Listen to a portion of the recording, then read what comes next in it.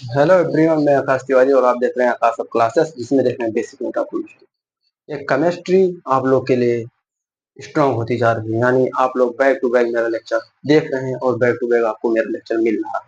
यानी आप अभी तक जो है 12 पार्ट देख चुके हैं। आज 13वां पार्ट की बारी है, यानी 13वां पार्ट आज आप देखेंगे। आज ये हमारा 13वां पार्ट है, पार्ट 13 है। आज आप 13वां पार्ट देखेंगे, यानी आप लोग 12 सीढ़ी चढ़ चुके हैं, 13वां पर चढ़ने की बारी। आप लोग ज़्यादा हद तक हर एक चीज़ के बारे में सीख सीख चुके हैं। आप केमिकल बॉन्डिंग भी सीख सीख चुके हैं, रासायनिक अभिक्रिया भी सीख चुके हैं। आप लोग बहुत हद तक हमारी क्लासेस सीख चुके हैं। आप लोग हमारे साथ बने रहिए। ये आपको बेसिक क्लास बहुत इम्पोर्टेंट रखता है, बहुत मायने रखता है, यानी आपको स्ट्रॉन्ग करने में इसका बहुत बड़ा योगदान है। आप 12 लेक्चर हमारा देखें, 12 देख चुके हैं, 13वां आप देखिए। हाँ, और एक बात और कहूँगा, जो स्टूडेंट बाद में आए हमारे लेक्चर में, यानी पहला लेक्चर से नहीं देखे, वो हमारे यूट्यूब चैनल पे जा करके और शुरू से लेक्चर मेरा देखिए, तो उसमें और बढ़िया समझ में आएगा। और ये बात मैं और कहूँगा कि जो स्टूडेंट अभी नए आए हैं, हमारे चैनल को सब्सक्राइब नहीं किए हैं, तो प्लीज़ सब्सक्राइब करिए, लाइक करिए, शेयर करना बिल्कुल मत भूलिए। और हाँ, एक बात और कहूँगा कि अपने दोस्तों को ज़रूर शेयर करिए, क्योंकि जब अपने दोस्तों को आप शेयर करते हो, तो आप जब क्लास, कॉलेज या कहीं पर, या अपने ट्यूशन में बैठोगे या अपने स्कूल में बैठोगे, तो आप बेहतर रहोगे। इसीलिए मैं सोच रहा हूँ कि आप लोग एक बेहतर स्टूडेंट बनो, और आप लोग का जो रिजल्ट जो 25 में आने वाला है, वो बहुत स्ट्रांग हो, बहुत अच्छा अंक आएगा। आप हमारे साथ क्यों बने रहिए। आज हम बात करेंगे आवर्ती गुण और आवर्तिता के बारे में। ये बहुत इम्पोर्टेंट है। ये नहीं होता है कि जो एग्जाम में ही पूछा जाए वो भी इम्पोर्टेंट होता है। इसके थ्रू आपको बहुत चीज़ सीखने को मिलेगा। हालांकि ये भी एग्जाम में पूछा जाएगा, ये बात नहीं है कि नहीं पूछा जाएगा। इसीलिए हम इसे बता रहा हूँ, और इसे देखिए क्या होता है। अब चलिए हमारे साथ वीडियो शुरू किया जाए और देखा जाए कैसे क्या होता है।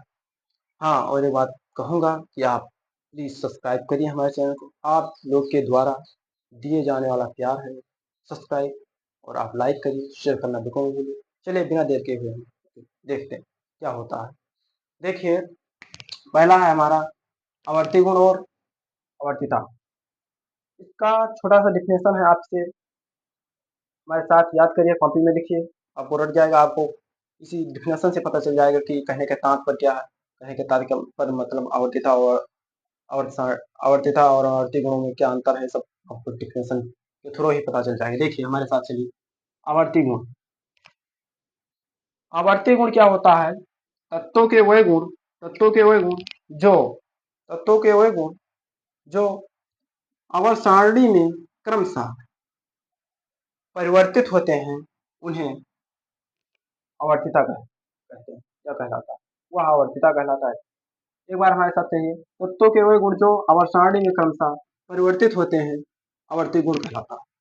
तत्वों के वे गुण जो आवर्त सारणी में क्रमशः परिवर्तित होते हैं, यानी परिवर्तित होते हैं, उसे हम आवर्तिता कहते हैं, आवर्ती गुण कहते हैं, सॉरी आवर्ती गुण कहते हैं। जैसे हाइड्रोजन, लिथियम, सोडियम, इसके बारे में अभी उदाहरण पर हम चलेंगे, तो आपको बिल्कुल क्लियर समझ में आएगा।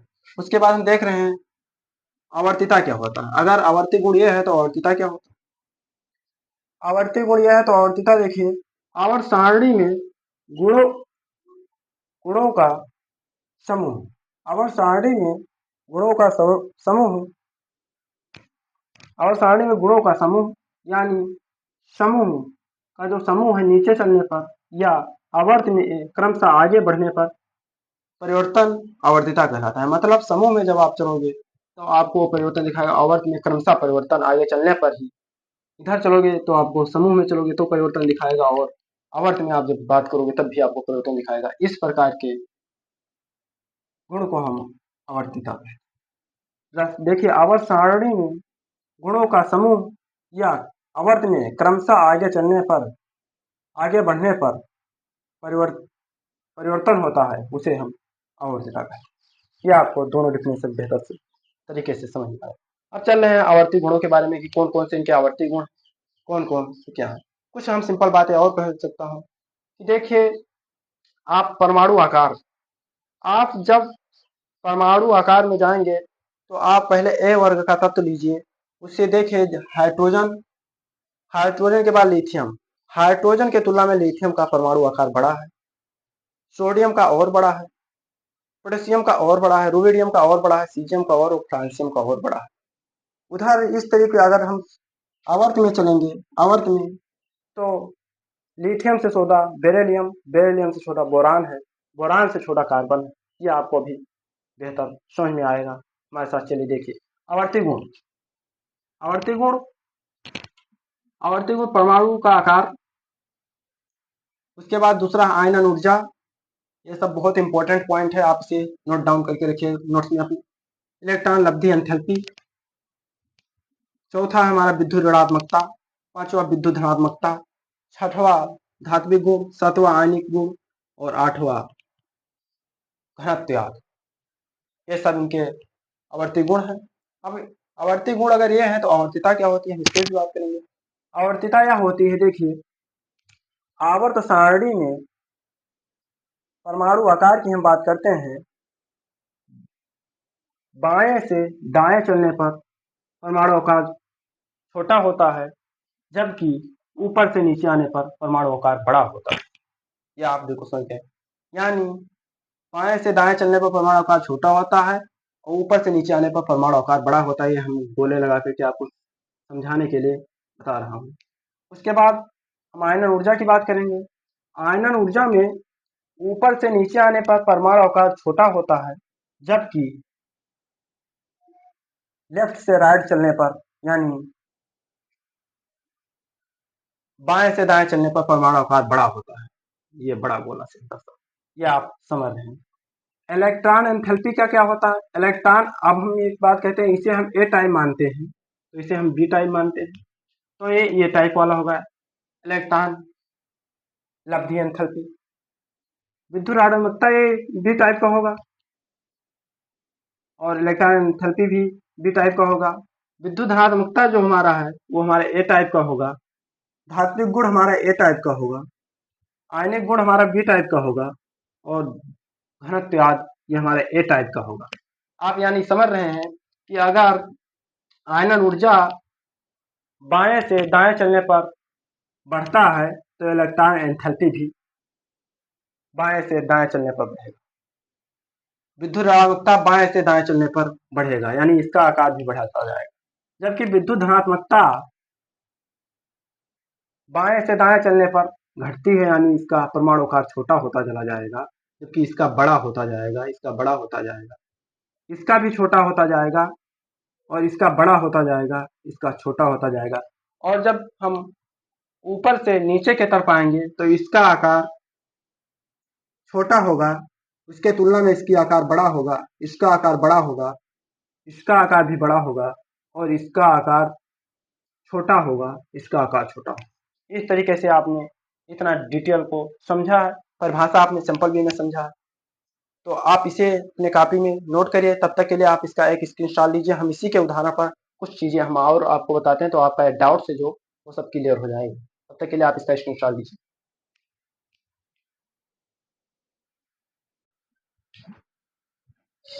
देखिए अगर आप उसका स्क्रीनशॉट ले चुके हैं तो कुछ हम एग्जाम्पल के तौर पर चल रहे हैं और देखिए हमारे साथ कि क्या होता है, इसमें कैसे आकार बढ़ता है, कैसे घटता है, सब के बारे में हम बिल्कुल डिटेल से बात करेंगे। देखिए देखिए यहाँ पे क्या होता है, पहला है परमाणु आकार या परमाणु त्रिज्या, तो इसमें आवर्तिता की बात कर रहे हैं। तो आवर्तिता में समूह में ऊपर से नीचे आने पर परमाणु आकार बढ़ता है, जबकि बाएं से दाएं जाने पर नाटकीय आकर्षण में वृद्धि हो रही है। अब हम कुछ एग्जाम्पल के तौर पर बात करेंगे। और समूह में ऊपर से नीचे आने पर कोषों की संख्या में वृद्धि हो रही है, यानी कोष में संख्या में वृद्धि तो हो रही है, लेकिन नाभिकीय आकर्षण में वृद्धि नहीं हो रही है। नाभिकीय आकर्षण यानी नाभिकीय आवेश में जो है आवेश में वृद्धि हो रही है, ताकि इधर जाने पर कोषों की संख्या में वृद्धि नहीं हो रही है। देखिए हम पहले कुछ एग्जाम्पल के तौर पर बात करेंगे। समूह में हाइड्रोजन, लिथियम और सोडियम एक ही वर्ग के तत्व हैं। इनमें हम बात करेंगे हाइड्रोजन का परमाणु क्रमांक यानी बाह्य कोश में 1 इलेक्ट्रॉन, लिथियम का परमाणु क्रमांक यानी इलेक्ट्रॉनिक विन्यास 1-2 होगा। पहले कोष में 1 इलेक्ट्रॉन, जबकि दूसरे कोष में 2 इलेक्ट्रॉन।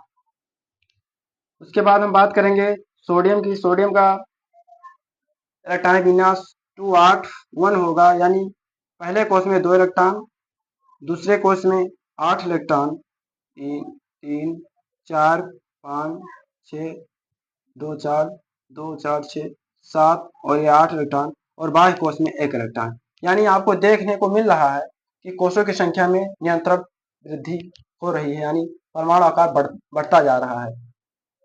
आप समझ रहे हैं ये बात। अब आवर्त में बात करेंगे तो कोषों की संख्या स्थिर रहती है, जबकि नाभिकीय आकर्षण में वृद्धि होती है। नाभिकीय आकर्षण में वृद्धि होगी। देखिए लिथियम की बात करूं तो परमाणु क्रमांक 3 इलेक्ट्रॉनिक विन्यास होगा 2 1, पहले कोष में इलेक्ट्रॉन 2 इलेक्ट्रॉन, दूसरे कोष में 1 इलेक्ट्रॉन, बाह्य कोष में इलेक्ट्रॉन। आप देख रहे हैं कि नाभिकीय आकर्षण में तो वृद्धि हो रही है, जबकि कोषों की संख्या में वृद्धि नहीं हो रही है। यानी हम आपको बता चुके हैं कि बाएं से दाएं चलने पर परमाणु आकार छोटा होता जाएगा, यानी परमाणु की जो आकार है वो छोटा होता जाएगा, जबकि ऊपर से नीचे आने पर बढ़ता जाएगा। अब इसी के बाद हम बोरान का बात करते हैं। बोरान बोरान का बात करते हैं तो परमाणु क्रमांक 4 2 2 होता है। ये बाह्य कोष, ये इसमें बाह्य कोष में 2 इलेक्ट्रॉन। इसी के बेस पर हम बात करते हैं बेरिलियम, परमाणु क्रमांक 5 इलेक्ट्रॉन विन्यास 2 3 होता है, पहले कोष में 2 इलेक्ट्रॉन और बाह्य कोष में 3 इलेक्ट्रॉन। इस तरीके से आप इसमें बेहतर जानकारी प्राप्त कर चुके हैं, यानी आपको पता चल गया होगा कि परमाणु का आकार कैसे बढ़ता है, कैसे घटता है। हम आपको एक बार फिर से छोटे उसमें बता रहे हैं, छोटे भाषा में, कि आपको समझने में दिक्कत ना हो। देखिए परमाणु आकार यहाँ पे बताया गया है कि परमाणु का आकार आवर्त सारणी में ऊपर से नीचे आने पर बढ़ता है, जबकि बाएं से दाएं चलने पर घटता है। यानी उसमें केवल नाभिकीय आकर्षण में वृद्धि होगी, इसमें जो है कोषों की संख्या में वृद्धि होगी। यानी कोषों की संख्या आपको पता है इसके छोटे क्लास में, इसमें वृद्धि हो रही है, जबकि उधर जाने पर केवल यही बढ़ रहा है, नाभिकीय आकर्षण बढ़ रहा है, ना कि कोषों की संख्या में वृद्धि होती है। तो आपको इतना बेसिक जानकारी मिल चुका है। हम अगले लेक्चर में आपको आयनन ऊर्जा और उसके बाद में इलेक्ट्रॉन गेन एंथैल्पी, विद्युत ऋणात्मकता, धात्विक गुण, आयनिक ऊर्जा, घनत्व आदि के बारे में बताऊंगा। तो आप हमारे लेक्चर नियंत्रित रूप से शुरू से देखिए और समझिए, और प्लीज़ सब्सक्राइब करिए। आप लोग के द्वारा दिया जाने वाला प्यार ही है मेरा। प्लीज़ मेरे चैनल को सब्सक्राइब करिए और लाइक करिए, शेयर करना बिल्कुल मत भूलिए। हम फिर मिलेंगे आपको कल, यानी नेक्स्ट लेक्चर में, और आपको मैं बताऊंगा आयनन ऊर्जा क्या होता है, इलेक्ट्रॉन एंथैल्पी क्या होता है, विद्युत ऋणात्मकता क्या होता है, इस सब के बारे में डिटेल से बात करेंगे। हाँ, और एक बात मैं और बता रहा हूँ, मैं कमेंट नियंत्रित स्टूडेंट्स का पढ़ रहा हूँ, क्योंकि कहीं पर दिक्कत होगी तो हमारे कमेंट में आप बताइए, आप उसका सोल्यूशन आपको तुरंत मिलेगा, इसमें कोई प्रकार की दिक्कतें नहीं होगा। तब तक के लिए मैं क्लास यहीं पर समाप्त करता हूँ। धन्यवाद।